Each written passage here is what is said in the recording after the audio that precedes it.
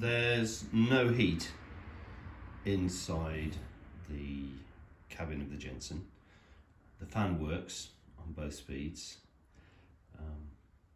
The whole setup is based on vacuum pipes. Behind there is located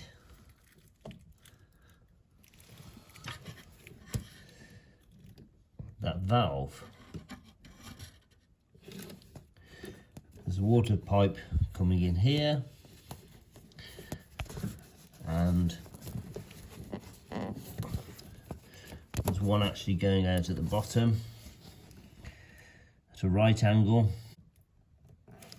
and you can see on the very top there there's a vacuum pipe that operates the valve depending on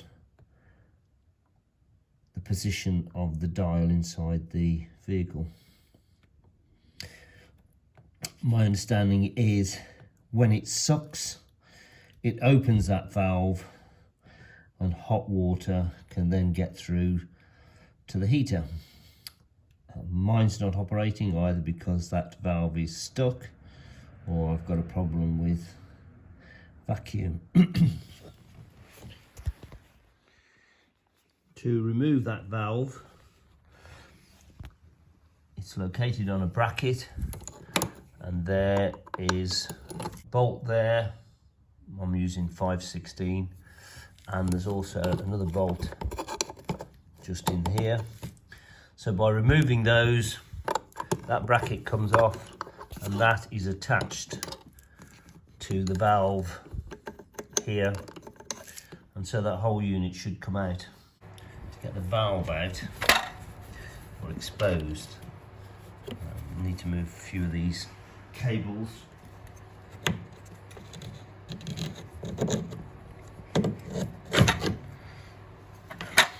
I'm going to attach another tube here. I'm going to suck on it and see whether that makes any difference, if I can get some sort of movement. That one on the manifold, maybe it's that one that provides all the vacuum to a T-piece there. And that goes off down to here.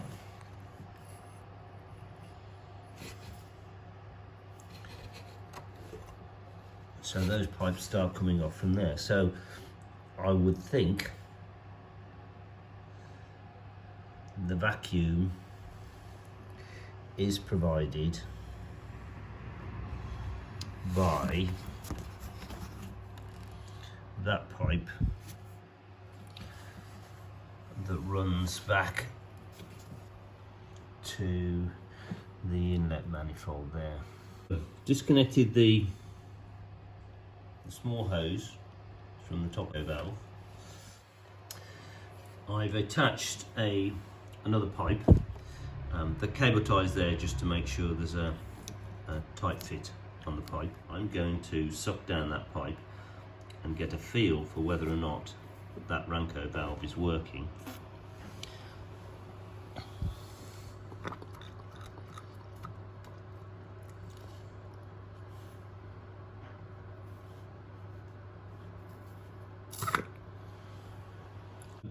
Given the noise and the feel, I was certainly able to retain pressure.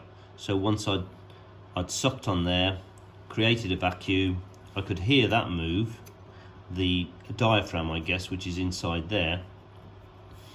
I then held that, and the vacuum was sustained. And then when I released the vacuum, I could distinctly hear mechanical operation inside that Ranco valve.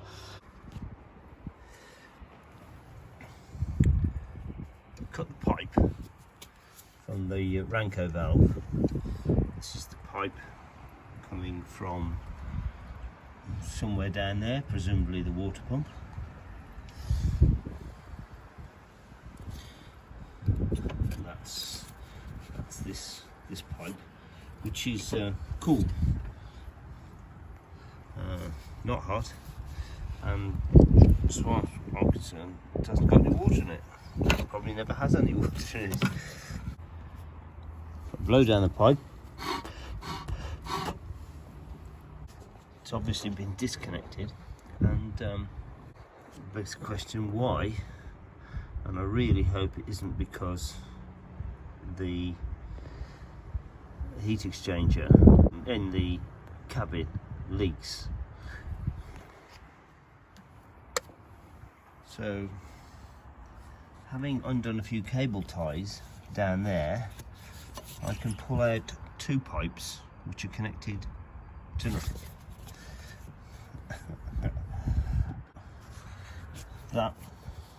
That would explain this capped off pipe, and I presume this was connected down there, and then they've just put a pipe on and capped it off. The return pipe would have connected up probably here, which looks as if it's got just a bolt in it.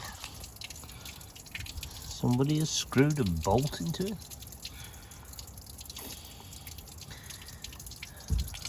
I'm guessing that was the flow, and then that would be the return to the pump. What I have opted to do is suck that tube, clip it off, sounded as if that worked, connect up a hose to that Branco valve, and that's now coming out of the disconnected return line from the heater. What I'm trying to do is find out whether I've just got a massive leak inside the cabin. The only thing to say about this approach is, although it has established the Branco valve is functioning, it's obviously not under pressure as you would get with the car. So I'll let this run for an hour or so, just see if there's any weeping inside, and then look at connecting it all up and see how it reacts under pressure. Having applied plus gas for a few days, and now the water hose connection has come from Martin Roby, a bit of effort with a 3/4 inch, and it's starting to move. So we're away.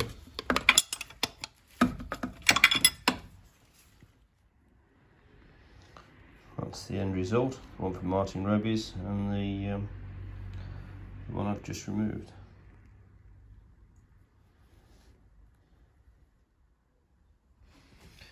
Nothing's ever really straightforward, is it?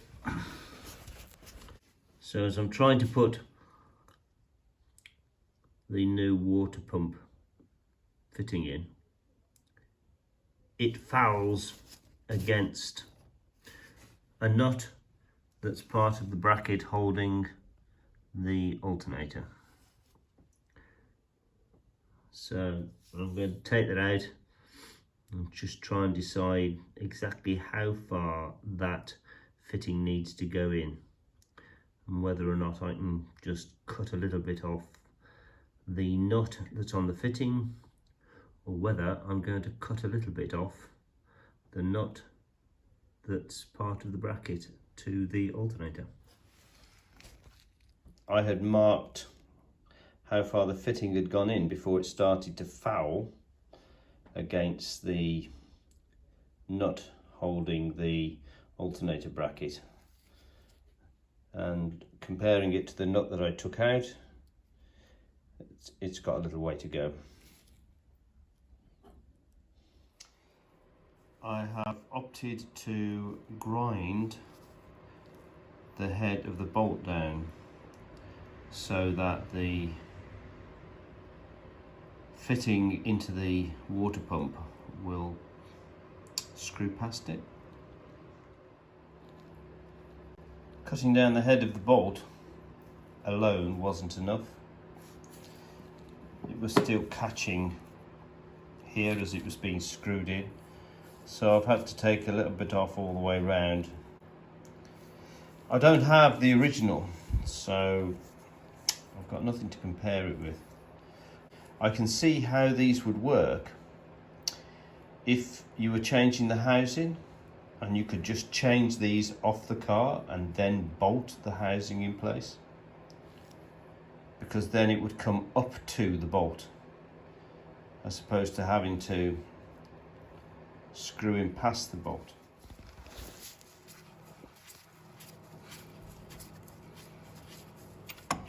But at least now I'm not hitting the nut.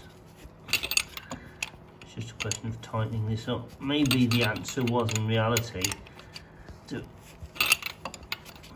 a 3/4 nut fitting on that rather than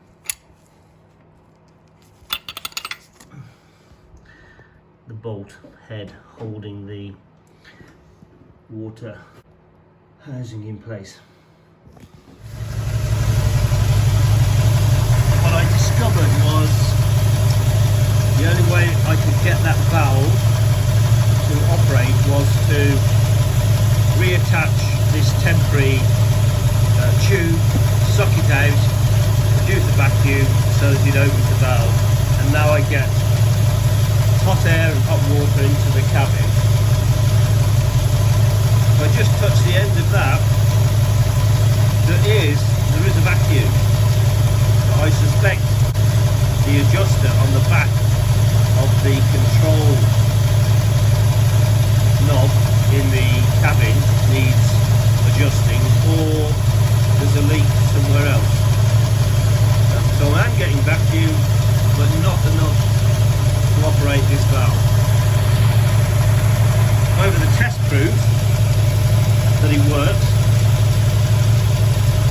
All the plumbing works, and as yet I don't have a flood of water